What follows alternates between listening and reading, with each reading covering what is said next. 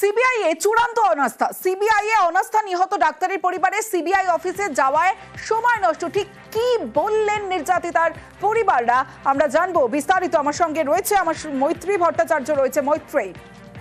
দেখো, আরজিকর যে ধর্ষণের ঘটনা তার 1 বছর পূরণ হতে চলেছে এবং নির্যাতিতার বাবা মা যারা দিল্লি এসেছিলেন তারা সিবিআই অধিকর্তার সঙ্গে দেখা করেন এবং তারা যে সিবিআই এর তদন্তে অসন্তুষ্ট সেই বিষয়টা এবং সিবিআই তাদের তদন্তে যেন আরো গতি আনে সেই বিষয়টা বলার জন্য তারা আজকে সিবিআই অধিকর্তার সঙ্গে দেখা করেছিলেন।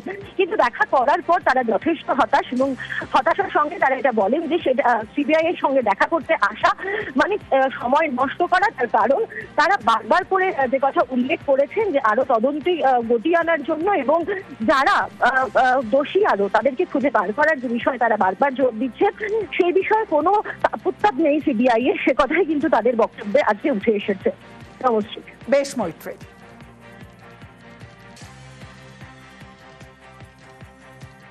সিবিআই ডিরেক্টর বলছেন যে আমাদের সাপ্লিমেন্টারি চার্জশিট দেব 3বার বলেছেন।